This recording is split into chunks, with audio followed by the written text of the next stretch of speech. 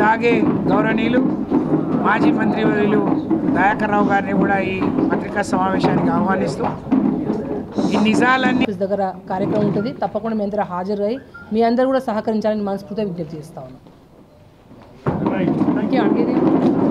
విజ్ఞప్తి చేస్తా ఉన్నాను. పెద్దలు మాజీ మంత్రులు దయాకర్ రావు గారు మాట్లాడతారు.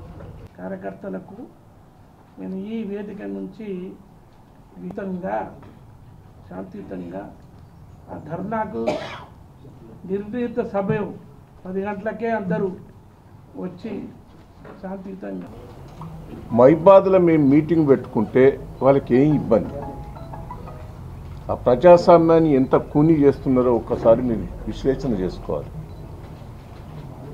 మేము ఎప్పుడైనా 10 ఏళ్ళు గవర్నమెంట్ ఉన్నది, అంతకుముందు గవర్నమెంట్లు ఉన్నాయి,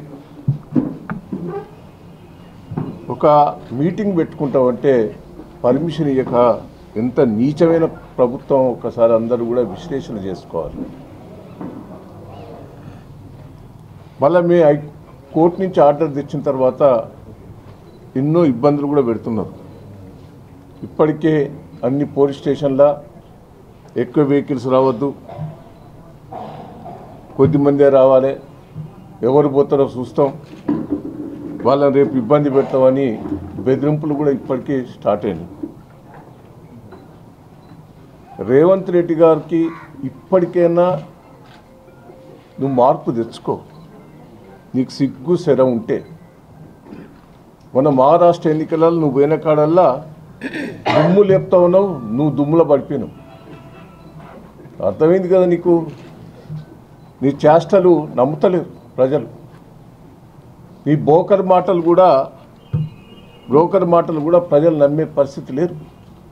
తెలంగాణకు అన్యాయం చేసిండు, మహారాష్ట్రలో కూడా తెలుగు వాళ్ళంతా మరాఠీస్ వాళ్ళంతా ఈయన అబద్ధ మాటలు ఆడ మోసం చేసిండు, ఈడ మోసం చేసేందుకే వచ్చిండు అనేది ఈయన అడుగు పెట్టుతాడు, అది సున్నా అయిందాడు.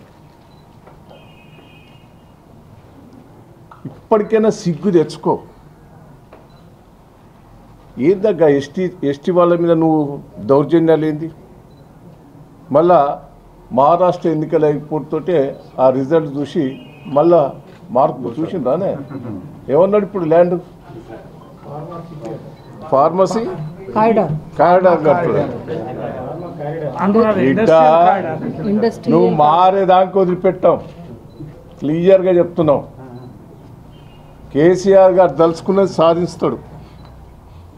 తెలంగాణ రాదని అందరూ అనుకున్నారు, తెలంగాణ కోసం ప్రాణాలు తెగించి తెలంగాణ తెచ్చుకున్నాడు. 10 ఏళ్ళు తెలంగాణ ఉన్నాడు. నీ అబద్ధ మాటలతోటి, నీ బ్రోకర్ మాటలతోటి, చీటింగ్లతోటి ప్రజలను మోసం చేసి అధికారంకి వచ్చావు. ఇప్పుడు ఛాలెంజ్ చేస్తున్నాం, ఇప్పుడు ఏ ఎన్నికలైనా తెలంగాణలో 100 సీట్లు దాటుతాయి. మా సర్వే కాదు, కాంగ్రెస్ పార్టీ సర్వేలనే తెలుస్తుంది.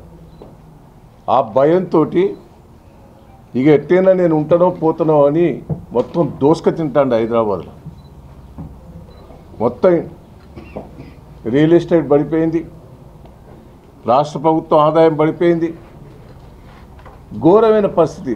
మన రాష్ట్రానికి రావాల్సిన ఇండస్ట్రీస్ ఫ్యాక్టరీస్ కూడా బంద్ అయినాయి, వరంగల్కి వచ్చేటివి కూడా మొత్తం బంద్ అయినాయి. నేను ఒకటే అంటున్నా, ఇప్పటికైనా తెలంగాణకు అన్యాయం చేయకు, తెలంగాణ రైతులను అన్యాయం చేయకు, ఆ కుటుంబాలను ఆదుకునే పరిస్థితి చేయి. జైళ్ళ నుంచి ఇప్పుడే విడుదల చేయించు, వాళ్ళ బేషరతుగా కేసులన్నీ ఎత్తి వాళ్ళ ల్యాండ్ జోలికి పోకు.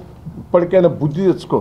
ఏదో కేసీఆర్ బయటకు వస్తాడా, కేసీఆర్ బయటకు వచ్చిన తెల్లారి నీ పరిస్థితి అవుట్, అది గుర్తుపెట్టుకో. ఇప్పుడే కేటీఆర్ హరీష్ రావు గారు బయటకు వస్తేనే పర్మిషన్ ఇస్తలేవా? ఇక కేసీఆర్ గారు వస్తే నువ్వు ఎక్కడ పర్మిషన్ ఇవ్వగలుగుతావు? ఇప్పటికీ వీళ్ళకే ఇస్తలేవు. నేను మహబూబాబాద్ జిల్లా